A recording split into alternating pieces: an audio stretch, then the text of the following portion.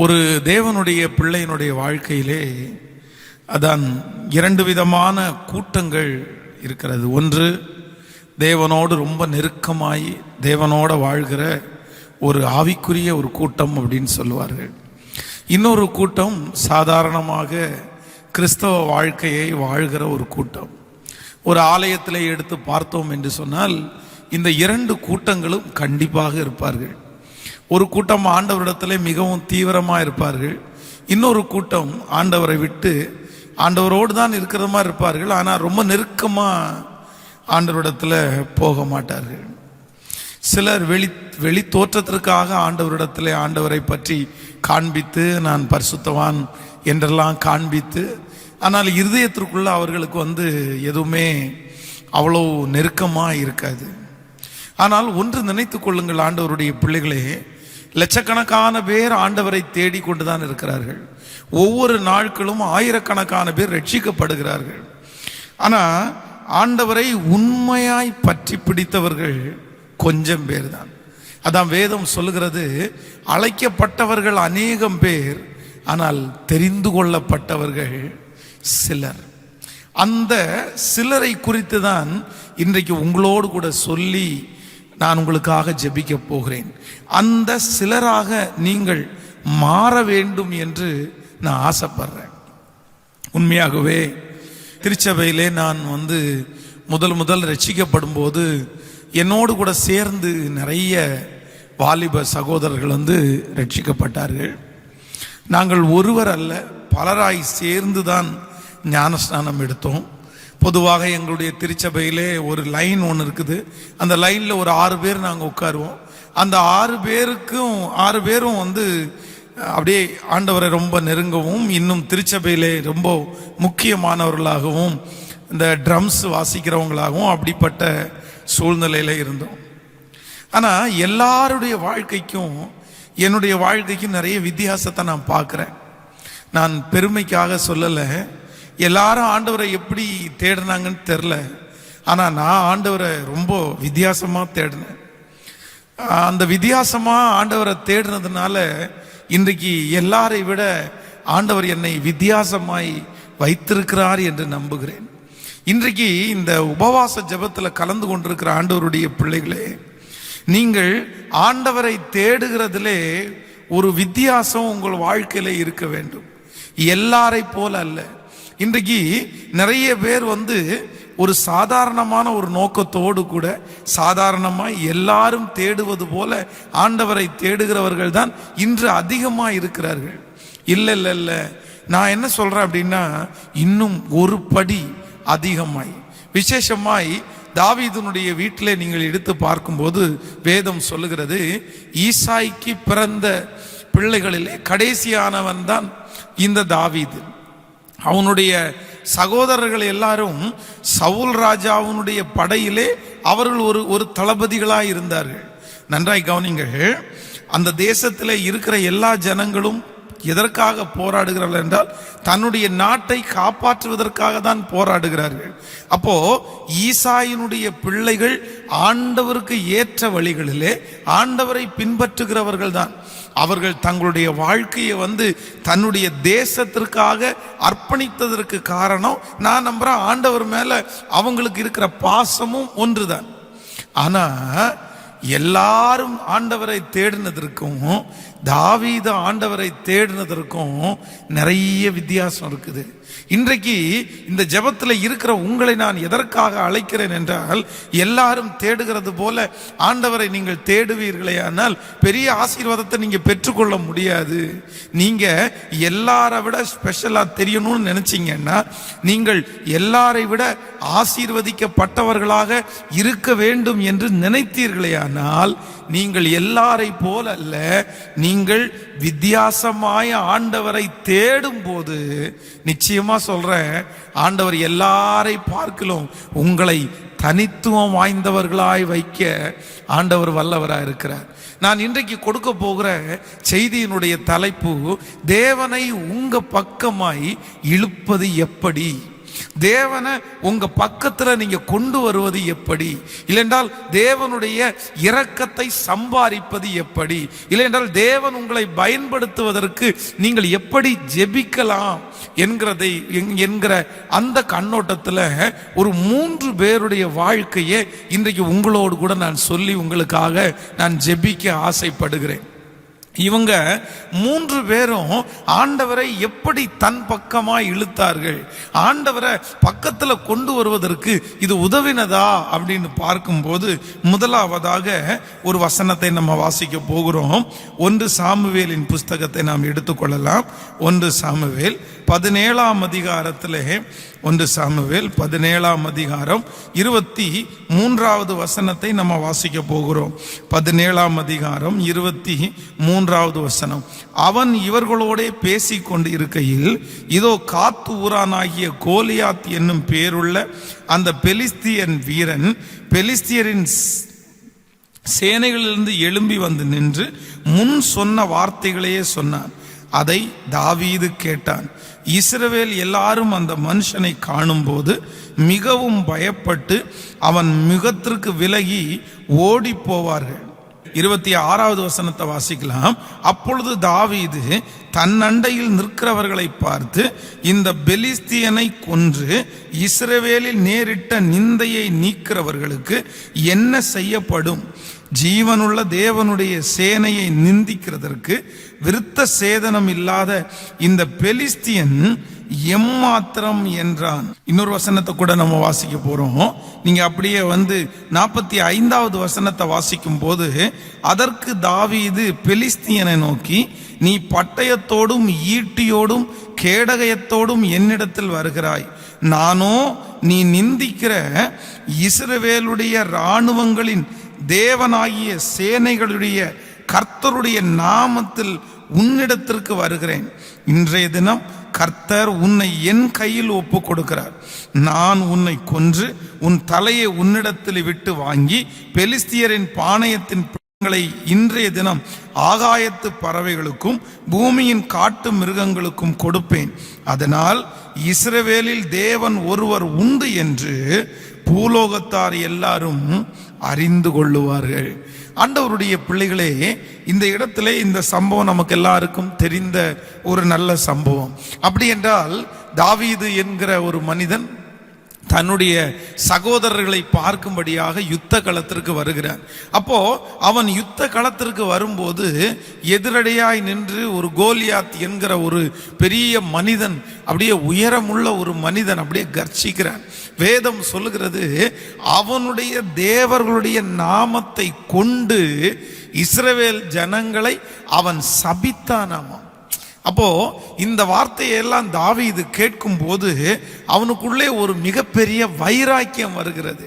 அந்த வைராக்கியம் வந்துதான் சொல்றான், நீ பட்டயத்தோடும் ஈட்டியோடும் வருகிறாய், ஆனா நான் எப்படி வர்றேன் அப்படின்னா, நீ இப்ப நிந்திச்சிட்டு இருக்கல்ல, நீ நிந்திக்கிற இஸ்ரவேலின் தேவனுடைய இராணுவத்தினுடைய, அவர் எல்லா இராணுவங்களுக்கும் மேலானவர், அவருடைய நாமத்தினால உன்னிடத்திற்கு வருகிறேன் என்று கோலியாத்தோடு யுத்தம் பண்ணி வேதம் நமக்கு சொல்லுகிறது. கோலியாத்தினுடைய தலையை வாங்கி விட்டு வந்தான். ஆண்டவர் அவனை அங்கீகரித்தார். ஆண்டவர் அவனை ராஜாவாக அபிஷேகம் பண்ணினார். அவனுடைய அத்தனை சகோதரர்களை பார்க்கலும் ஆண்டவர் தாவீதை கனம் பொருந்தியவனாய் மாற்றினார். வேதம் சொல்லுகிறது, ஆட்டு இடையனாய் இருந்தவன். அவனுடைய சகோதரர்கள் சொல்லும் போது கூட சொல்றாங்க, அந்த கொஞ்ச ஆடுகளை நீ யார் வசத்தில் விட்டாய்? சோ அப்படி ஒரு ஆடு மேய்த்து கொண்டிருந்த அந்த சிறுவன் ஒரு மிகப்பெரிய தேவ மனுஷனாய் மாறினான். அந்த நாட்டிற்கு மிகப்பெரிய ராஜாவாய் மாற்றினான். அவனுக்கு முன் அவனை போல ராஜா எழும்பினதில்லை, அவனுக்கு பின் அவனை போல ராஜா எழும்பினதில்லை. அவ்வளவு தூரம் பெரிய ராஜாவாய் மாற்றப்பட்டதற்கு, ஆண்டவரை பக்கத்துல இழுப்பதற்கு என்ன காரணம்னு வேதத்துல வாசிக்கும் போது நான் கண்டுகொண்ட ஒரு மிகப்பெரிய சத்தியம், தாவீதிற்கு உள்ளே இருந்த அந்த வைராக்கியம் இருக்குல்ல, அந்த வைராக்கியம் ஆண்டவரை அவன் பக்கத்துல இழுத்துருச்சுங்க. அங்க ஆயிரக்கணக்கான பேர் நின்றார்கள். எத்தனையோ போர் செய்கிற மனிதர்கள் நின்றார்கள். அவர்கள் எல்லாரும் போரிடுவதற்காக தான் வந்தார்கள். அவர்கள் எல்லாரும் தங்களுடைய வாழ்க்கையை அர்ப்பணித்து தான் அங்கே நின்று கொண்டிருக்கிறார்கள். சாவுக்கு பயந்தவங்க எல்லாம் கிடையாது. ஆனா வேதம் சொல்லுகிறது, அத்தனை பேரும் அந்த இடத்திலே தாங்கள் ஒரு படை வீரர்களாய் நின்றாலும் தாவீது அந்த இடத்துல எப்படி நின்னான்னா, ஜீவனுள்ள தேவனை தூசிக்கிறதற்கு நீ யாருப்பா, நீ யாருப்பா? அவனுடைய வைராக்கியம் அவனை சார்ந்ததல்ல, தன்னை சுற்றி இருக்கிற ஜனங்களை சார்ந்ததல்ல. என் ஜனங்களுக்காக உங்ககிட்ட வந்து நிக்கிறேன் அப்படின்னு சொல்லல, என் அண்ணங்களுக்காக உங்ககிட்ட வந்து நிக்கிறேன் அப்படின்னு சொல்லல, என் நாட்டு மக்களுக்காக உங்ககிட்ட வந்து நிக்கிறேன் அப்படின்னு எல்லாம் சொல்லல. அவன் என்ன சொல்றான் அப்படின்னா, ஜீவனுள்ள தேவனை தூசிக்கிறது நீ, உன்னை நான் விட மாட்டேன். என் ஆண்டவரை தூசிக்கிறதற்கு உனக்கு எவ்வளவு பெரிய தைரியம் இருக்கணும். ஸோ ஒன்று நினைத்து கொள்ளுங்கள், நம்பர் 1, முதலாவதாக ஆண்டவரை உங்க பக்கத்துல நீங்க இழுக்கணும் அப்படின்னா, உங்களுக்கு கண்டிப்பா ஆண்டவருடைய பிள்ளைகளே வைராக்கியன்ற ஒன்று இல்லாவிட்டால், தேவனுக்காக நீங்க வைராக்கியம் காண்பிக்காவிட்டால், நிச்சயமாக ஆண்டவரை உங்க பக்கத்துல நிறைய நேரத்துல இழுக்கவே முடியாது. நிறைய பேருக்கு, இன்றைக்கு இருக்கிற நிறைய பேருக்கு வைராக்கியம் மிகவும் குறைந்து போய்விட்டது. அவர்களுக்குள்ள அந்த வைராக்கியம் இல்லை. என்னுடைய ரட்சிக்கப்பட்ட ஊழிய நாட்களிலே எத்தனையோ பேரை நான் பார்க்கும்போது அவர்களுக்கு இருக்கிற வைராக்கியத்தை குறித்து நான் ஆச்சரியப்பட்டிருக்கிறேன். எப்படிப்பட்ட வைராக்கியம்! ஆண்டவருக்காக என்னென்னமோ தூக்கி போட்டிருக்காங்க, ஆண்டவருக்காக படிப்பை தூக்கி போட்டிருக்காங்க, ஆண்டவருக்காக பணத்தை தூக்கி போட்டிருக்காங்க, ஆண்டவருக்காக நண்பர்களை தூக்கி போட்டிருக்காங்க.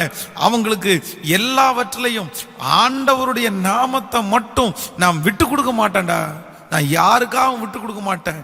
அப்படிப்பட்ட வைராக்கியத்தை எடுத்த அநேக ஆயிரம் ஊழியக்காரர்கள் இன்று ஒரு மிகப்பெரிய ஊழியத்தை செய்து கொண்டிருக்கிறதை என்னுடைய கண்களால் நான் பார்க்கிறேன். இன்றைக்கு இந்த ஜெபத்துல கலந்து கொண்டிருக்கிற ஆண்டவருடைய பிள்ளைகளை உங்களை பார்த்தும் ஆண்டவர் கேட்கறது அப்படிதான். பிரதர், உங்களுக்கு ஆண்டவருடைய நாமத்தை குறிச்ச வைராக்கியம் உங்களுக்கு இருக்கா? சிஸ்டர், உங்களுக்கு ஆண்டவருடைய நாமத்தை குறிச்ச வைராக்கியம் உங்களுக்கு இருக்குதா? நீங்க எத்தனை பேர் வைராக்கியமா இருக்கிறீங்க? ஆனா இன்னைக்கு இருக்கிற ஜனங்கள் பாருங்க, சொந்தக்காரங்களுக்காக வைராக்கியத்தை விட்டுட்டாங்க, நண்பர்களுக்காக வைராக்கியத்தை விட்டுட்டாங்க. அவங்க தப்பா நினைச்சிருவாங்களோ, இவங்க தப்பா நினைச்சிருவாங்களோ, இவங்க ஏதாவது பேசிடுவாங்களோ அப்படின்னு நினைச்சிட்டு நிறைய பேர் அந்த வைராக்கியமான வாழ்க்கை வாழ்றவங்க இன்னைக்கு ரொம்ப குறைஞ்சிட்டாங்க. பொதுவாக ஒரு சின்ன உதாரணத்திற்கு சொல்லுகிறேன். நான் ஆலயத்திற்கு போய் கொண்டிருக்கும் போது, அன்றைக்கு ஆலயத்துக்கு போய் கொண்டிருக்கும் போது ஒரு பைபிள், ஒரு பெரிய பாட்டு புக்கு, ஒரு டைரி, இந்த 3 எடுத்துட்டு தான் தேவனுடைய நாங்கள் ஆலயத்திற்கு போவோம். அப்போது கிட்டத்தட்ட ஸ்கூலுக்கு கொண்டு போகிற அளவுக்கு அதுக்கு அதனுடைய பாதி சைஸாவது இருக்கும்.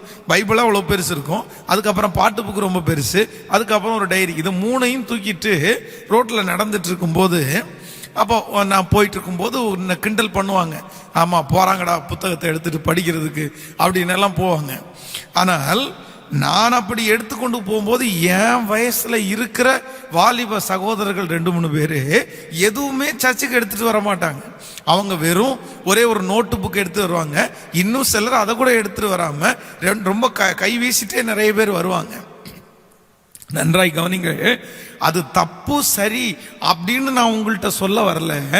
ஆனால் இன்றைக்கு இருக்கிற ஒரு வாலிப தம்பிங்கள்ட்ட கூட சிலர் இடத்துல எப்பா சர்ச்சுக்கு போகும்போது பைபிள் எடுத்துட்டு போப்பா, சர்ச்சுக்கு போகும்போது பாட்டு புக் எடுத்துட்டு போப்பா அப்படின்னு சொன்னா, இன்னைக்கு காலம் அப்படின்னு நமக்கு மாறிடுச்சு. எல்லாமே மொபைல்ல வந்துருச்சு. அதான் மொபைல் இருக்குல்ல, மொபைல்ல பாத்துக்கலாம்ல. ஸோ மொபைல்ல பாத்துக்கலான்றது ஓகே தான். ஆனா நிறைய பேர் இன்னைக்கு பைபிளை தூக்கிட்டு ஏன் பைபிளோட சர்ச்சுக்குள்ள வர்றதில்லை அப்படின்னா, நிறைய பேருக்கு அது வெக்கமா இருக்குது. அந்த வைராக்கியம் அவங்களுக்குள்ள இல்லை. நம்ம பைபிளை தூக்கிட்டு போனா எல்லாரும் கேவலமா பார்ப்பாங்க. நம்ம இவ்வளோ அழகா ட்ரெஸ் பண்ணிட்டு பைபிளை தூக்கிட்டு போனா, அந்த புத்தகத்தை தூக்கிட்டு போனா, காலேஜ் போகும்போதே நிறைய பேர் கொண்டு போறது இல்லை. அப்போ காலேஜினுடைய அதெல்லாம் அடுத்தது. ஆனால் ஆண்டவருடைய நாமத்திற்காக வைராக்கியம் காண்பிக்கிறவர்கள் இன்னைக்கு ரொம்ப குறைஞ்சிட்டாங்க. சின்ன சின்ன காரியத்துல கூட, எல்லாத்துலயுமே ட்ரஸ்டிங்ல கூட நான் சொல்றேன், ஆண்டவருடைய பிள்ளைகளே, ஆண்டவரை உங்க பக்கமா இழுக்கணும் அப்படின்னா உங்களுக்கு கண்டிப்பா என்ன வேணும் அப்படின்னா ஒரு வைராக்கியம் உங்களுக்கு தேவை. உங்களுக்கு வைராக்கியம் தேவை. இன்றைக்கு நான் ஆண்டவருடைய சமூகத்தில் அதை விசுவாசிக்கிறேன். அன்றைக்கு ஆண்டவருக்காக காண்பித்த சில வைராக்கியங்கள் இன்றைக்கு எங்களுடைய வாழ்க்கையில ஒரு மிகப்பெரிய ஆசீர்வாதத்தை கொடுத்திருக்கிறத நான் பார்க்கிறேன். அந்த சின்ன வயசுல எங்களுடைய பாஸ்டர் வந்து பிரசங்கம் பண்றாரு, இந்த மாதிரி நீங்க ஊழியம் செய்யணும்டா, இந்த வயசுலயே ஊழியம் செய்ய ஆரம்பிங்க, முடிஞ்ச வரைக்கும் தெரிஞ்சவங்களுக்கு எல்லாம் ஆண்டவரை பற்றி சொல்லணும் அப்படின்னு சொன்ன உடனே அந்த கிறிஸ்துமஸ் வர்றதற்காக காத்திருந்தோம். அந்த கிறிஸ்துமஸ் வந்த உடனே கேரல் ரவுண்ட்ஸ் போடுவாங்க பாருங்களேன். அந்த மாதிரி நாங்களே சண்டே ஸ்கூல் ஸ்டூடெண்ட், அப்போ செவன்த் படிக்கிறோம், 7th 8th. அப்போ அந்த டைம்ல கழுத்துல வந்து ஒரு டப்பாவை கட்டி அந்த டப்பாவை வச்சுட்டு ஒவ்வொரு வீட்டுக்கும் போய் பாட்டு பாடி சுவிசேஷம் சொல்றோம். அப்பதான் ஒரு என்னுடைய ஃப்ரெண்டு ஒருத்தன் வந்து அவனுடைய கையினால எங்களை வரவேற்கிறது மாதிரி தீச்சட்டி எல்லாம் காமிச்சு ரொம்ப எங்களை கிண்டல் பண்ணான். ஆனா அவன் அவ்வளோ கிண்டல் பண்ணி முடிச்ச உடனே அவன் நினைச்சான், என்ன நினைச்சான்னா, அவ்வளோதான் இவனும் இதோட நிப்பாட்டிட்டு போயிடுவாங்கன்னு நினைச்சான். ஆனா உண்மையில எங்களுக்கு அப்படி தோணவே இல்லை. ஆண்டவருடைய பிள்ளைகளே, அத்தனை அவமானத்தையும் அந்த வயசுல வாங்கிட்டு தேவனுக்காக காண்பித்த வைராக்கியம். நானும் என்னுடைய ஃப்ரெண்டு 2 பேரும் பேசிக்கிறோம், டேய் இப்படி தாண்டா ஊழியம் செய்யும் போது பிசாசு நமக்கு குறுக்க தாண்டா வருவான், நம்ம தேவனுக்காக வைராக்கியமா நிக்கணும்டா, நம்ம கண்டிப்பா இனி 10 வீடு எக்ஸ்ட்ரா பார்க்கணும்டா, எக்ஸ்ட்ரா ஜெபம் பண்ணணும்டா அப்படின்னு சொல்லி நாங்க அவ்வளவு உற்சாகமாய் அந்த ஊழியத்தை செய்த அந்த ஞாபகம் இன்றைக்கு எனக்கு வருது. இன்னைக்கு நான் நினைக்கிறேன், அந்த சின்ன வயசுல காண்பித்த அந்த வைராக்கியத்தை ஆண்டவர் அதை கனம் பண்ணினார் என்று நான் நம்புகிறேன். ஆண்டவர் கனம் பண்ணினார். சட்டை புதுசா வாங்கும்போது அது ஆண்டவருடைய ஆலயத்துக்கு தான் போடணும் அப்படின்னு எடுத்து வைக்கும் போது எத்தனை கிண்டல், எத்தனை நக்கல், ஏன்னா பெரிய கடவுள் அங்க போட்டாதான். ஆனா அப்படிப்பட்ட வைராக்கியத்தை எல்லாம் ஆண்டவர் மனதிலேயே வைத்திருந்தார். சோ இன்றைக்கு இந்த உபவாச ஜெபத்துல ஆண்டவரை இழுக்க வேண்டும் என்று நினைக்கிற தேவனுடைய பிள்ளைகளே, உங்களுக்கு வைராக்கியம் தேவை. இன்றைக்கு உள்ள சமுதாயத்தில் வைராக்கியம் குறைஞ்சு போயிருச்சு. ஆண்டவருக்காக வைராக்கியம் பாராட்டுகிறவர்கள் குறைந்து விட்டார்கள். எல்லாமே மாற்றப்பட்டாகி விட்டது. அப்படின்னா அந்த மாதிரி வைராக்கியம் பாராட்டுறவங்க எல்லாம் பைத்தியக்காரங்கன்னு சொல்றது மாதிரி நிறைய பேர் சொல்ல ஆரம்பிச்சிட்டாங்க. இல்ல இல்ல இல்ல இல்ல இல்ல, ஆண்டவர் அப்படிப்பட்ட வைராக்கியம் உள்ளவர்களை ஆண்டவர் எதிர்பார்க்கிறார். யாரோ ஒருத்தர் சொல்லிட்டாங்கன்றதுக்காக, யாரோ ஒருத்தர் கிண்டல் பண்ணிட்டுன்றதுக்காக தயவு செய்து உங்க வைராக்கியத்தை மட்டும் விட்டுறாதீங்க. கடைசி வரைக்கும் நான் ஆண்டவருக்காக பக்தி வைராக்கியம் காண்பிக்கிறேன். நான் சொல்றேன், தேவையில்லாத காரியத்திற்கெல்லாம் நம்ம எத்தனை பேர் வைராக்கியம் காமிக்கிறோம். நான் அவங்கள்ட்ட பேச மாட்டேன், நான் அவங்க வீட்டு வாசப்படியை மிதிக்க மாட்டேன், நான் அப்படி பண்ண மாட்டேன், நான் இப்படி எத்தனையோ தேவையற்ற வைராக்கியங்கள் இன்றும் நமக்குள்ள இருக்குது. ஆனா நான் சொல்றேன், தேவையற்ற வைராக்கியம் நமக்கு வேண்டாம், தேவையுள்ள வைராக்கியம். என் ஆண்டவரே, நான் உமக்காக வாழுவேன், உமக்காக சாட்சியா நிற்பேன், நான் உங்களோட நடப்பேன் அப்படின்ற வைராக்கியத்தை எடுக்கிற அத்தனை பேரையும் ஆண்டவர் நடத்துறதற்கு வல்லவராய் இருக்கிறார். ஆமென். நீங்கள் எஸ்தரின் புஸ்தகத்தை வாசிக்கும் போது வேதம் சொல்லுது, எஸ்தர் ராஜாத்தி அங்க இருக்கிற மனுஷனிட சொல்லி அனுப்புகிறார், இவ்விதமாய் சட்டத்தை மீறி நான் ராஜாவினிடத்தில் பிரவேசிப்பேன், நான் செத்தாலும் சாகிறேன் என்று சொல்ல சொன்னாள். எவ்வளவு பெரிய விஷயம் பாருங்களேன். அவங்களுக்கு அப்பதான் அந்த ராஜ மேன்மை கிடைத்திருக்கிறது. ராஜாவாய் பட்டத்து ராணியாய் அவர்கள் உயர்த்தப்பட்டிருக்கிறார்கள். ஒரு தகப்பனும் தாயும் இல்லாத ஒரு அனாதை பெண்ணுக்கு இவ்வளோ பெரிய ஆசீர்வாதம் வந்து சேருது. சோ இவ்வளோ பெரிய ஆசீர்வாதம் வந்ததுக்கு அப்புறமும் அவங்களுக்கு இருந்த வைராக்கியம், இல்ல இல்ல எனக்கு கர்த்தர் கொடுத்த ஜனங்கள் முக்கியம், நான் வைராக்கியம் பாராட்டுறேன், நான் செத்தா கூட சாகுறேன் பரவாயில்ல அப்படின்னு சொன்னாலாமோ. அதே போல சட்டத்தை மீறி ராஜாவினிடத்தில் பிரவேசித்தாள். ஆண்டவர் ஒரு பெரிய இரக்கத்தை காமிச்சிட்டாரு. அந்த வைராக்கியத்தை ஆண்டவர் இன்று எதிர்பார்க்கிறார். இந்த ஜெபத்துல இருக்கிற யாரோ ஒரு நபர் நீங்க வைராக்கியம் பாராட்டுறதுனால உங்களை ரொம்ப கஷ்டப்படுத்தலாம். அதனால நான் ஏன் இப்படி இருக்கணும், நான் ஏன் இப்படி இருக்கணும்னு நினைக்காதீங்க. இல்ல, சில நேரத்துல உங்களுடைய வைராக்கியம் ஆண்டவரை உங்க பக்கமாய் இழுத்து விடும், உங்க பக்கமா இழுத்து விடும். கர்த்தர் பார்க்கிறாரா அப்படின்னு கேட்டா நிச்சயமாய் உங்கள் வைராக்கியங்களை ஆண்டவர் பார்க்கிறார். இங்க இருக்கிறவங்க நிறைய பேர், நிறைய ஆண்டவருடைய பிள்ளைகள் வைராக்கியத்தோட வாழலாம். பாஸ்டர், நான் வைராக்கியமா தான் இருக்கிறேன், ஆனா எனக்கு ஒன்றும் நடக்கலையே, எனக்கு அப்படியே நடக்கலையே, எனக்கு ஆசீர்வாதம் இன்னும் வரலையே, என்ன நிறைய பேர் கிண்டல் பண்ணிட்டு தானே இருக்கிறாங்க, நான் வைராக்கியமா இருக்கிறதுனால என்னை ரொம்ப கஷ்டப்படுத்துறாங்க. இல்ல, இந்த உலகத்துல உங்களுக்கு கஷ்டமா இருந்தாலும் நான் நம்புறேன், பரலோகத்தில் ஆண்டவர் உங்களுக்கு மிகப்பெரிய பலனை கர்த்தர் வைத்திருக்கிறார். நீங்கள் காண்பிக்கிற பக்தி வைராக்கியத்தை மறந்து விடுவதற்கு என்னுடைய தேவன் அநீதி உள்ளவர் அல்ல. என் தேவன் அநீதி உள்ளவர் அல்ல. தம்முடைய நாமத்திற்காய் காண்பித்த அன்புள்ள பிரயாசத்தை அவர் மறக்கவே மாட்டார். அவருடைய ஜீவ புஸ்தகத்தில் எழுதி வைக்கப்பட்டிருக்கிறது.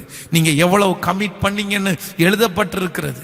நீங்க எவ்வளவு அர்ப்பணிச்சீங்கன்னு ஆண்டவர் எழுதி வைத்திருக்கிறார். ஸோ வெகு சீக்கிரத்தில் உங்களுக்கு பதில் கொடுக்கிறதற்கு வல்லவராயிருக்கிறார். ஆமேன் சொல்லுங்கள்.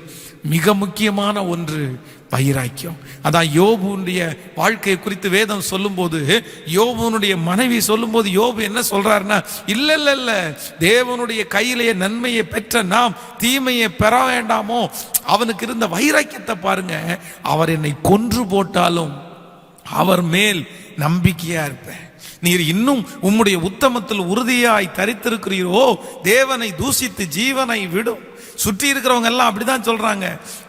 அவன் நினைக்கலாம், இத்தனை நாள் ஆண்டவருக்காக வாழ்ந்த என்ன பிரயோஜனம், ஆண்டவர் இப்படி இவன் கையில விட்டுட்டாரு, இவன் நக்கலடிக்கிற மாதிரி பண்ணிட்டாரு, இவன் கிண்டல் பண்ற அளவுக்கு நான் ஆளாயிட்டனே.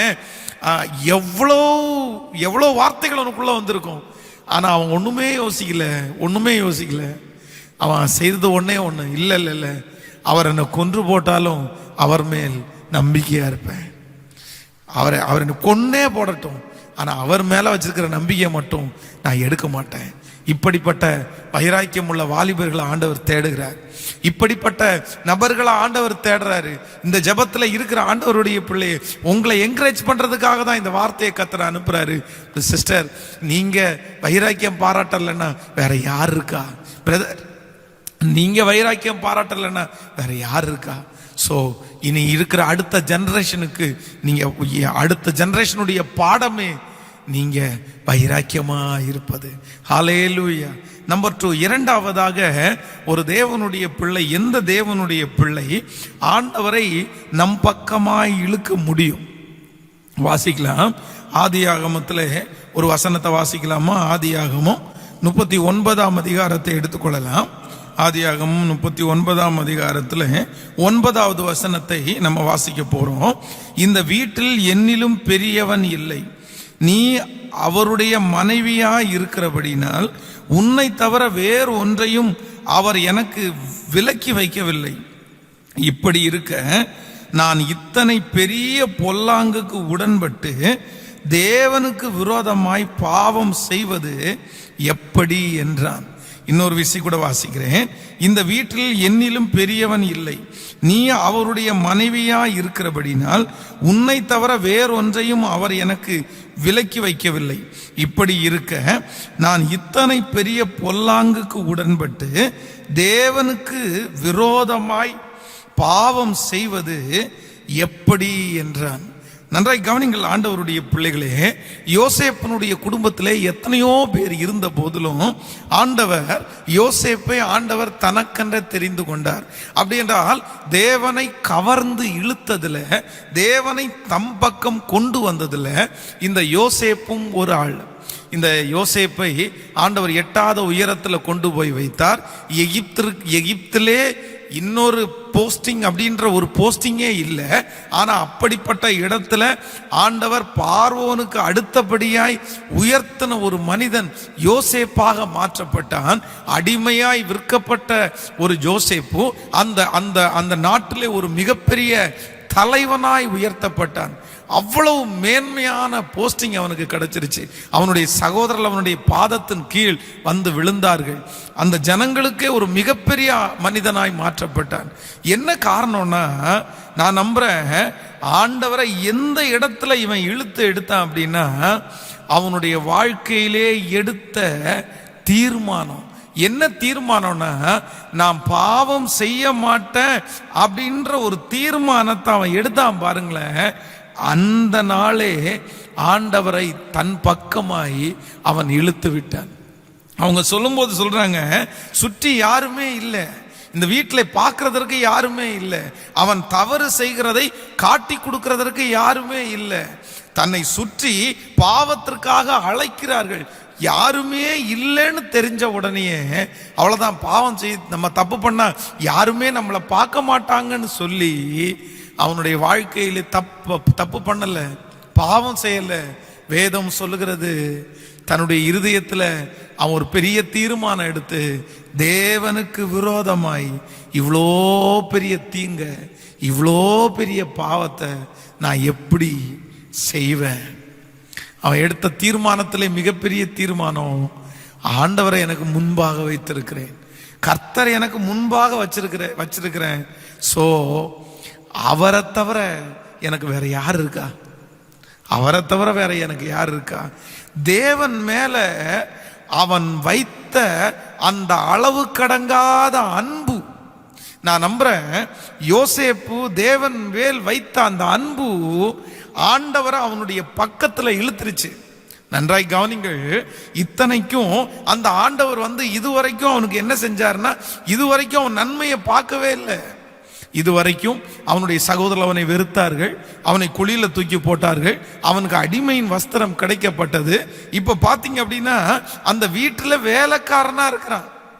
அதான் நான் அடிக்கடி சொல்லுவேன், அவனை அப்படிப்பட்ட ஒரு தவறுக்காக அழைக்கும் போது அவன் இப்படி கூட யோசிச்சிருக்கலாம், ஒருவேளை கடவுளா இந்த ஆப்பர்ச்சுனிட்டியை நமக்கு கொண்டு வர்றாரோ அப்படின்னு கூட அந்த தவறான ஒரு நோக்கத்தை கூட எடுக்கிறதுக்கு வாய்ப்பு இருக்குது. ஆனா அந்த அந்த மாதிரி அவன் நினைக்கவே இல்லை, அந்த மாதிரி நினைக்கவே இல்லை. காரணம் என்ன அப்படின்னா, அவன் எடுத்த தீர்மானத்திலே மிகப்பெரிய தீர்மானம், என் ஆண்டவர் மேல நான் வச்சிருக்கிற அன்பு ரொம்ப பெருசு. ஏசப்பாவுக்கு விரோதமா எப்படிப்பா தப்பு பண்றது? ஆண்டவருக்கு விரோதமா எப்படி தப்பு பண்றது? அப்ப நான் என்ன நம்புறேன்னா, அவனுக்குள்ள அந்த நன்றி உள்ள உணர்வு, தான் கஷ்டப்பட்டாலும் தான் அடிமை வேலை செய்தாலும் அவனுக்குள்ள ஆண்டவர் மேல ஒரு பெரிய பாசம் இருந்துச்சு. இவ்வளவு தூரம் குழியில தூக்கி போட்டதுக்கு அப்புறமும் நம்ம சாகல, இவ்வளவு தூரம் இந்த அடிமையாய் கொண்டு வந்ததுக்கு அப்புறம் கூட நம்ம இன்னும் சாகல. இந்த நன்றி உணர்வு, ஆண்டவர் மேல வச்சிருந்த அந்த பாசம், வேதம் சொல்லுது ஆண்டவர் அவன் பக்கமாய் இழுத்தது. இன்றைக்கு இந்த ஜெபத்தில் இருக்கிற ஆண்டவருடைய பிள்ளைகளே, இரண்டாவதாக ஆண்டவரை உங்கள் பக்கம் கொண்டு வர வேண்டும் என்று நீங்கள் நினைத்தீர்களே ஆனால் ஒன்றை மட்டும் மறந்துடாதீங்க, ஒன்றை மட்டும் மறந்துடாதீங்க. யார் ஆண்டவரை அதிகமாய் நேசிக்கிறார்களோ, யார் ஆண்டவரை அதிகமாய் விரும்புகிறார்களோ அவர்கள்தான் ஆண்டவரை பக்கத்துல இழுக்க முடியும். பிரதர், சிஸ்டர், இன்னைக்கு எத்தனையோ பேர் ஆண்டவருடைய சமூகத்தில் வருகிறார்கள். ஆனா நிறைய பேர் நன்மைக்காக மட்டும் வருகிறார்கள். எனக்கு பேர் கொடுங்க ஆண்டவரே, எனக்கு புகழ் கொடுங்க ஆண்டவரே, எனக்கு செல்வம் கொடுங்க ஆண்டவரே. நான் சொல்றேன், அது எல்லாம் ஆண்டவர் தரமாட்டாருன்னு நான் சொல்லல, எல்லாத்தையுமே ஆண்டவர் தருவார். முதலாவது தேவனுடைய ராஜ்யத்தையும் அவருடைய நீதியையும் தேடுங்கள், அப்பொழுது இவைகளெல்லாம் உங்களுக்கு கூட கொடுக்கப்படும். எல்லாமே உங்களுக்கு கிடைக்கும், எல்லாமே உங்களுக்கு கிடைக்கும். ஆனா உண்மையா ஆண்டவர் மேல நீங்க பாசம் வச்சு ஆண்டவரை தேடுறீங்களா? நீங்க அன்பு வச்சு ஆண்டவரை தேடுறீங்களா? நிறைய பேர் வெறும் ஆசீர்வாதத்திற்காக மட்டும்தான் ஆண்டவரை தேடுறாங்க. இல்ல பிரதர், இல்ல சிஸ்டர், ஆண்டவரை வெறும் ஆசீர்வாதத்திற்காக மட்டும் தேடாதீங்க, அவர் மேல வச்ச அன்புனால தேடுங்க, அவர் மேல வச்ச பாசத்தினால தேடுங்க. அதான் அந்த வீட்டில் போகும்போது வேதம் சொல்லுது, ஒரு ஸ்திரீ வருகிறாள். அந்த ஸ்திரீ தன்னுடைய தைல குப்பியை உடைச்சு ஆண்டவருடைய பாதத்தில் ஊற்றி அப்படியே தன்னுடைய கண்ணீரினால நினைச்சு தன்னுடைய தலைமுடியினால் அப்படியே வந்து அந்த பாதத்தை தொடச்சு விடும்போது அங்க இருக்கிறவங்க எல்லாருமே நினைக்கிறாங்க, அவ ஒரு பாவியான ஸ்திரீயாச்சே, ஆண்டவரை இப்படி தொடராளே, ஆண்டவருக்கு தெரியாதா? அப்போ நான் நம்புறேன், அந்த ஸ்திரீ பாவியான ஸ்திரீன்னு ஒருத்தருக்கு இல்ல, ஊரறிஞ்ச பாவி. அங்கே ஆண்டவருடைய காலை தொடர்றது ஊரறிஞ்ச பாவி. இங்க இருக்கிறவங்க எல்லாருமே தப்பு பண்ணிட்டு தான் இருக்கிறாங்க. ஆனா இவங்க டெலிபரேட்டா பாவம் செய்றாங்க. ஆனா ஆண்டவர் வந்த உடனே அவருடைய பாதத்தை, ஆண்டவர் மேல அப்படி ஒரு அன்பு, ஆண்டவர் மேல ஒரு நேசம். நான் ஆண்டவர் இவ்வளவு செஞ்சும், ஆண்டவர் இத்தனை ஜீவனை கொடுத்தோம், நான் அவருக்காக வாழ முடியலையே, நான் பரிசுத்தமா வாழ முடியலையே, பாவின்ற ஒரு பேரோட தானே நான் இருக்கிறேன் அப்படின்னு ஆண்டவர் மேல வச்ச அன்பின் மிகுதியினால பெண்களுக்கு தலைமயிறு ரொம்ப அழகில்லை, அது முக்கியமானது இல்லை. ஆனா அதை கூட அவங்க பெருசா எடுக்காம அப்படியே பாதத்தை தொடச்சோன்ன கர்த்தர் சொல்றாரு, டேய் இவதாண்டா என்னை ரொம்ப நேசிக்கிறா, இவதான ரொம்பவே நேசிக்கிறா. இந்த வீட்டுக்கு வந்தது முதற்கொண்டு எனக்கு நீ ஒண்ணுமே செய்யலப்பா, என் பாதத்தை நீ கழுவல, நீ என்ன முத்தம் செய்யல, ஆனா இவ்வளோ ஓயாமல். அப்பதான் சொல்றாரு, உன் பாவம் மன்னிச்சாச்சு, நீ போயிரு, சமாதானத்தோட போ. அப்போ இன்றைக்கு இந்த ஜெபத்தில் இருக்கிற எல்லாரிடத்துலையும் ஆண்டவர் கேட்கிறது, ஆண்டவர் உங்க பக்கத்துல இழுக்கணும்னா உண்மையா வெளி வேஷத்திற்காக அல்ல, வெளி தோற்றத்திற்காக அல்ல, இன்னொருத்தர் சொல்றதற்காக ஆண்டவரை நேசிக்க முடியாது பிரதர் சிஸ்டர். இன்னொருத்தர் சொல்றதற்காக ஆண்டவரை நேசிக்க முடியாது. உள்ளத்தின் ஆழத்திலிருந்து, இருதயத்தின் ஆழத்திலிருந்து ஆண்டவரை நேசிக்கிற ஒரு இருதயம் உங்களுக்குள்ள இருக்கா? நான் எப்பவுமே என் ஜெபத்துல சொல்ற ஒரு மிக முக்கியமான வார்த்தை, I love you Jesus, I love you, I love you Lord, I love you, I love you. ஆயிரக்கணக்கான டைம் இந்த வார்த்தையை சொல்லிட்டே இருந்திருக்கிறேன். உங்களை விட்டுட்டு என்னால வாழ முடியாதுப்பா, உங்களை விட்டுட்டு என்னால இருக்க முடியாதுப்பா, நீங்க எனக்கு வேணும்ப்பா, நீங்க எனக்கு போதும்ப்பா. இப்படிப்பட்ட ஆண்டவரை நேசிக்கிற வார்த்தை என் வாயிலிருந்து வராம என்னால ஜெபம் பண்ணவே முடியாது, ஜெபம் பண்ணவே முடியாது. இப்போ கூட இந்த பலிபீடத்தில் நின்று நான் சொல்லுகிறேன், ஆண்டவரே இந்த உலகத்திலேயே உங்களுக்கு யாரை ரொம்ப பிடிக்கும் அப்படின்னு கேட்டா உங்களை தான் ஏசப்பா பிடிக்கும், நீங்க தான் எனக்கு ஏசப்பா எனக்கு வேணும், நீங்க போதும்ப்பா. ஏன் அப்படின்னா யாரும் தேடி வருவதற்கு முன்பாக, யாரும் பார்ப்பதற்கு முன்பாக அசிங்கப்பட்டு கேவலப்பட்டு நிந்திக்கப்பட்டு கிடக்கும் போது எங்களை தேடி வந்தவர் கர்த்தர், தூக்கி எடுத்தவர் கர்த்தர், அலங்கரித்தவர் கர்த்தர், அழகே இல்லாத போது அழகு கொடுத்தவர் கர்த்தர். இன்னைக்கு எத்தனையோ பேர் எங்களை தேடி வரலாம், இன்னைக்கு எத்தனையோ பேர் ஜெபிக்கிறதுக்காக சொல்லலாம். ஆனா ஒரு காலத்துல ஒருத்தருமே இல்லாத போது, வேண்டாதவர்களாய் குப்பையில கிடக்கும் போது தேடி வந்தவர் அவர்தான். அவருடைய அன்பை மறக்க முடியுமா? அவருடைய இரக்கத்தை மறக்க முடியுமா? முடியாது. So still I love you. ஆண்டவரே நான் உம்மை நேசிக்கிறேன். இன்று ஆண்டவரை உங்க பக்கமா இழுக்கணும்னு நினைக்கிறீங்களா? ஆண்டவர் உங்களுக்கு அற்புதம் செய்யணும்னு நினைக்கிறீங்களா? நான் சொல்றேன், உங்க ஜெப குறிப்புக்காக ஜெபிக்கிற நேரத்தை சுருக்கிக்கோங்க. உங்க ஜெப குறிப்புக்காக ஜெபிக்கணும்னு கூட இல்லை, ஆண்டவரை உண்மையா நேசிக்கும் போது, மனசார நேசிக்கும் போது, அந்த அளவுக்கு ஆண்டவரை நேசிக்கும் போது நான் நம்புறேன் உங்களை சுற்றி நடக்க வேண்டியது எல்லாம் தன்னை போல நடக்கும். எப்போ வரணுமோ அப்போ வந்துடும், எப்போ அற்புதம் கிடைக்கணுமோ அந்த நேரத்தில் ஆண்டவர் உங்களுக்கு அற்புதம் செய்வார். சோ முழு இருதயத்தோட, வார்த்தையினால காயப்படுத்தாம, ஆண்டவரே நான் உம்மை நேசிக்கிறேன், நான் உம்மை நேசிக்கிறேன். ஆண்டவரை கவர்ந்து இழுக்கணும்னு நினைக்கிறவங்க இந்த வார்த்தையை சொல்லுங்க, கையை மேல உயர்த்தி ஒரு வீச சொல்லுங்க, ஆண்டவரே நான் உம்மை நேசிக்கிறேன். முழு இருதயத்தோட சொல்லுங்க, ஆண்டவரே நான் உம்மை நேசிக்கிறேன், ஆண்டவரே நான் உம்மை நேசிக்கிறேன், நான் உம்மை நேசிக்கிறேன் அப்பா, ஐ லவ் யூ, நான் உம்மை நேசிக்கிறேன். தேவன் பயன்படுத்தின அநேக பாத்திரங்கள் யாருன்னு கேட்டா ஆண்டவரை நேசித்தவர்கள் தான். நம்பர் 3, மூன்றாவதாக ஒரு காரியத்தை கூட உங்களுக்கு சொல்லி உங்களுக்காக நான் ஜெபித்து முடிக்க போகிறேன். ஆண்டவரை நம் பக்கமாய் இழுக்கிற ஒரு மிகப்பெரிய சக்தி. யார் ஆண்டவரை நம் பக்கமாய் இழுக்க முடியும் என்றால், லூக்கா எழுதின சுவிசேஷத்தை எடுத்துக்கொள்வோம். லூக்கா எழுதின சுவிசேஷம் 18ஆம் அதிகாரத்திலே 10வது வசனத்தை நம்ம வாசிக்க போகிறோம். 18ஆம் அதிகாரம் 10வது வசனத்தை வாசிக்கலாமா? 2 மனுஷர் ஜெபம் பண்ணும்படி தேவாலயத்திற்கு போனார்கள். ஒருவன் பரிசேயன், மற்றவன் ஆயக்காரன்.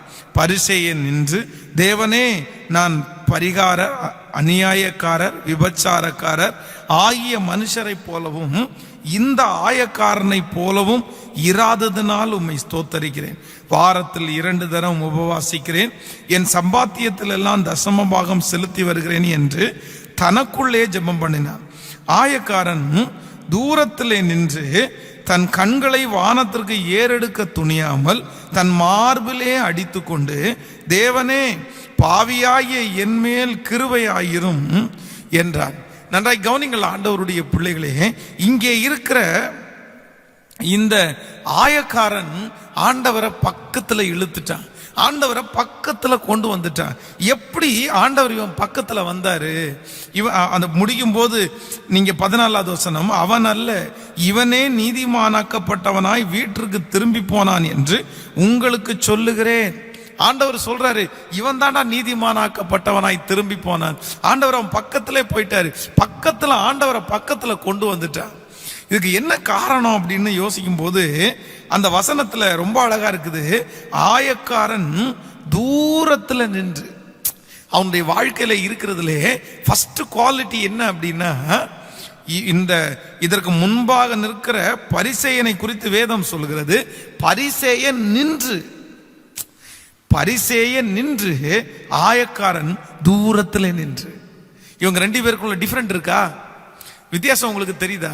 பரிசேயன் நின்று அப்படின்னா அவன் எங்க நிக்கிறான் அப்படின்னா பக்கத்துல வந்துட்டான், தேவனை ஆராதிக்கிற வாசஸ்தலத்துக்கு உள்ள பக்கத்துல வந்துட்டான். ஆனா இவனுக்குள்ள என்ன அப்படின்னா, சரி நம்ம தகுதியே இல்ல, அதனால எவ்வளவு தூரத்துல நிக்க முடியுமோ அவ்வளவு தூரத்துல நின்று, அதான் வேதம் சொல்கிறது, பிந்தினோர் முந்தினோர் ஆவாங்கன்ற மாதிரி தூரத்துல நின்று. அது மட்டும் இல்ல, தன் கண்களை வானத்திற்கு ஏறெடுக்க துணியாமல். இதுக்கு முன்பாக இருந்தவர் பாத்தீங்க அப்படின்னா அப்படியே கண்ணை மேல தூக்கி விபச்சாரக்காரர், அநியாயக்காரர் அப்படின்னு ஜெபம் பண்ண ஆரம்பிச்சிட்டாரு.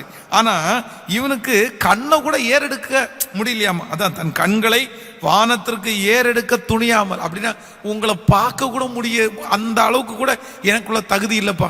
அப்படியே குமிஞ்சிட்டு, எப்படிப்பா உங்க முகத்தை பார்ப்பேன். உண்மையிலே அந்த மனுஷனுடைய தாழ்மை சாதாரணமான தாழ்மை அல்ல. வானத்திற்கு ஏறெடுக்க துணியாமல், அடுத்து வேதம் சொல்லுது, தன் மார்பிலே அடித்துக்கொண்டு என்ன சொல்றான்னா, பாவியாகிய என்மேல் இரக்கமாயிரும். பாவியாகிய என்மேல் தன்னை முழுவதுமா ஆண்டுடைய சமூகத்துல சரண்டர் ஆக்கிறார். ஸோ நம்பர் 3, ஒரு தேவனுடைய பிள்ளை ஆண்டவரை உங்க பக்கத்துல இழுக்கணும்னா மிக தேவையான ஒன்று என்ன தெரியுமா? நீங்க எப்போ உங்களை அதிகமாய் தாழ்த்துகிறீர்களோ, நம்ம ஜெபம் பண்றோன்ற பெருமை கூட இருக்கக்கூடாது, நம்ம காணிக்க கொடுக்குறோன்ற பெருமை நமக்கு இருக்கக்கூடாது, நம்ம சர்ச்சுக்கு ஒழுங்கா போறோம் அப்படின்ற பெருமை நமக்கு இருக்கக்கூடாது. சில நேரத்தில் நமக்கு வெளியே உள்ள பெருமை வராட்டாலும் ஆவிக்குரிய பெருமை நமக்குள்ள வந்துடும். ஆவிக்கு நான் பாவம் செய்யல, நான் தப்பு பண்ணல, நான் அவனை மாதிரி பண்ணல, நான் விபச்சாரக்காரர் அநியாயக்காரர் மாதிரி பண்ணல, இதோ இங்க இருக்கானே இவனை மாதிரி நான் பண்ணல அப்படின்னு சில நேரத்தில் நம்மை அறியாமலேயே நமக்குள்ளேயே ஒன்று எழும்பும். அதான் சுயநீதின்னு சொல்லுவாங்கல்ல, சுயநீதி. அவனுக்கு நான் எவ்வளோ பரவாயில்ல, அவனுக்கு நான் எவ்வளோ பெட்ரு. இல்லை, இன்று ஒருவேளை இந்த சத்தியத்தில் கேட்டுக்கொண்டிருக்கிற ஆண்டவருடைய பிள்ளைகளே, யாரோ ஒரு தேவனுடைய பிள்ளை அப்படி இருப்பீர்களே ஆனால் தயவு செய்து இன்று ஆண்டவருடைய சமூகத்தில் ஒப்பு கொடுங்க. தன்னை தாழ்த்துகிறவன் தான் உயர்த்தப்படுவான். ஆண்டவர் யார் பக்கத்துல உடனே வருவார் தெரியுமா? எனக்கு ஜெபம் பண்ண தெரியுன்றவங்க பக்கத்துல இல்ல, அப்படியே தேவ சமூகத்துல போய் நிற்கும் போது முழங்கால் படிட்டு ஒப்பு கொடுத்து, டாடி நான் ஒன்றும் இல்லை, டாடி ஆண்டவரே நான் ஒன்றும் இல்லை, ஆண்டவரே நான் பிரயோஜனமற்ற ஒரு பாத்திரம். நீங்க ஆண்டவருடைய சமூகத்துல உண்மையா, கொஞ்சம் அல்ல, யாரோ ஒருத்தர் சொல்றதற்காக அல்ல, இல்ல சிலருடைய தாழ்மை வாய் அளவுல வரும் பாருங்களேன், வாயில தாழ்மையா இருப்பாங்க ஆனா உள்ளத்துக்குள்ள கௌரவமா இருப்பாங்க. அதான் வாய் அளவுல சார் சார் அப்படின்னுவாங்க, உள்ளத்துக்குள்ள இவன் என்ன பெருசு, இவனை என்ன மதிக்கணுமா அப்படி. நான் சொல்றேன் வாய் அளவுல அல்ல, இருதயத்துல தாழ்மை, இருதயத்துல உண்மையாவே நான் தகுதி இல்லப்பா, உண்மையாகவே நான் பிரயோஜனமற்ற பாத்திரம்ப்பா. நினிவே பட்டணத்தினுடைய பாவம் வானபரியந்தம் எட்டிற்று. வேதம் சொல்லுது, அந்த ஜனங்கள் கொடுமையான பாவத்தை செய்தார்கள். அந்த ஜனங்கள் செய்த பாவத்தை குறித்து ஒருத்தர் பட்டியலிடும்போது ரொம்ப அழகா சொல்றாரு. ஜனங்களெல்லாம் ஓட விட்டு கத்தி எடுத்து அவங்க மேல வீசுவாங்களாமா. அந்த கத்தி அவங்க மேல பட்டு அவங்க செத்து விழுறத பார்த்து சந்தோஷப்படுவதாமா. அது அவங்களுடைய கேம் ஆமா. நினிவே பட்டணத்தினுடைய கேம் அது, அவங்களுடைய விளையாட்டு அது. ஆனா அப்படிப்பட்டு இருந்தவங்களுடைய வாழ்க்கையில வேதம் சொல்லுது, அவ்வளோ பெரிய பாவிகளா இருந்தவர்கள் தங்களை தாழ்த்தி, வேதம் சொல்லுகிறது தங்களை தாழ்த்தி, எல்லாரும் ஆடு மாடல் முதற்கொண்டு எல்லாரும் பட்டினி போட்டு உபவாசத்தை அறிவித்து உபவாசம் இருந்து ஜெபம் பண்ணும் போது வேதம் சொல்லுது, தன்னை தாழ்த்தினவர்களுக்கு ஆண்டவர் இறங்கினாரான்னு கேட்டா நிச்சயமாகவே தன்னை தாழ்த்துகிறவனை கர்த்தர் இறங்கி அந்த பட்டணத்தை கர்த்தர் மீட்டு கொண்டார். இன்று ஆண்டவர் உங்க பக்கமா இழுக்கிறதற்கு மிக தேவையான ஒன்று என்ன அப்படின்னா, வேதம் சொல்லுகிறது உங்களுடைய தாழ்மை அவரை பக்கத்தில் இறக்கும். எவ்வளோ தாழ்ந்து போறீங்களோ அவ்வளோ தூரம் ஆண்டவர் உங்க பக்கத்திலேயே நெருங்குவார். நீங்கள் தானியேலை குறித்து வேதம் சொல்லுகிறது. தானியேலை பார்த்தீங்க அப்படின்னா சுற்றி இருக்கிற எல்லாருமே அவனுக்கு விரோதமானவர்கள். ஆனா ராஜா தனக்கு இன்பமானவர், தனக்கு ரொம்ப பிடிச்சவர். ராஜாவுக்கு தானியேலை ரொம்ப பிடிக்கும். ஆனா அதற்காக தான் கூட வேலை செய்த யாரையுமே இவனா போய் போட்டெல்லாம் கொடுக்கல. அந்த இடத்துல தாழ்மையாய் நடந்து கொண்டான். யோசேப்பை குறித்து வேதம் சொல்லுகிறது, தன் சகோதரர்கள் எல்லாரும் அவனுக்கு முன்பாய் வந்து நிற்கும் போது அவன் கண்ணீர் விட்டு அழுதானாமா, தன்னை தாழ்த்தினான். அவன் சொல்றான், நான் என்ன தேவனா, என்னையா இப்படி சொல்றீங்க, நான் உங்களை ஒன்றும் பண்ண மாட்டேன். தன்னை தாழ்த்தினான். ஸோ ஆண்டவருடைய சமூகத்தில் ஆண்டவருடைய பிள்ளைகளே, எவ்வளவு ஆசீர்வாதம் உங்களுக்கு வந்தாலும், எவ்வளவு பதவி, எவ்வளவு படிப்பு என்ன இருந்தாலும் ஆண்டவர் என்ன எதிர்பார்க்கிறார் அப்படின்னா தாழ்மையை மட்டும்தான் எதிர்பார்க்கிறார். தாழ்மையை மட்டும்தான் எதிர்பார்க்கிறார். ஒருவேளை இந்த ஜபத்தில் இருக்கிற யாரோ ஒருத்தரிடத்துல பெருமை இருக்குமானால், நான் பெரிய ஆளு, நான் உயர்ந்த ஆளு, நான் அப்படி இப்படின்னா ஆண்டவர் உங்க பக்கத்தில் வரவே முடியாது. எத்தனை பேர் ஒப்பு கொடுக்க போறோம்? இன்னைக்கு 3 காரியங்களை உங்களுக்கு முன்பாய் நான் கொடுத்திருக்கிறேன். நம்பர் 1 முதலாவது வைராக்கியம், 2வது ஆண்டவர் மேல வச்ச அன்பு, 3வது தாழ்மை. இந்த 3ம் ஆண்டவரை உங்க பக்கத்துல கொண்டு வந்து நிறுத்தும். ஆண்டவர் அருகாமையில கொண்டு வந்து நிறுத்தும். எத்தனை பேர் ஜெபம் பண்ண போறீங்க? தேவ சமூகத்தில் அப்படியே முழங்கால் படியிட்டு ஆண்டவரை நோக்கி பார்க்கலாம். எஸ் ஆண்டவரே, உன் பக்கம் வர ஆசைப்படுற ஆண்டவரே, ஆண்டவரை எப்படியாவது கவர்ந்து இழுத்து, ஆண்டவர் உங்க பக்கத்துல இழுத்து ஆண்டவரிடத்துல சொல்லுங்க, ஆண்டவரே நீ எங்களுக்கு வேணும் ஆண்டவரே. எஸ், ஆண்டவர் உங்க பக்கத்துல வருவாரேயானால் உங்களுடைய ஜெபம் ரொம்ப தூரம், ரொம்ப நாள் லேட் ஆகாது, பக்கத்திலே கேட்கப்படும். ஸ்தோத்திரம், ஸ்தோத்திரம், ஸ்தோத்திரம். ஹல்லேலூயா, ஹல்லேலூயா. நன்றி ஆண்டவரே. ஜெபம் பண்ணுங்களேன். ஏசப்பா சமூகத்தில் ஒப்பு கொடுங்க. ஆண்டவரே, நான் உம்மை நேசிக்கிறேன். ஆண்டவரே, நான் தீர்மானத்தில் நிலைத்திருப்பேன் என்று சொல்லுங்கள்.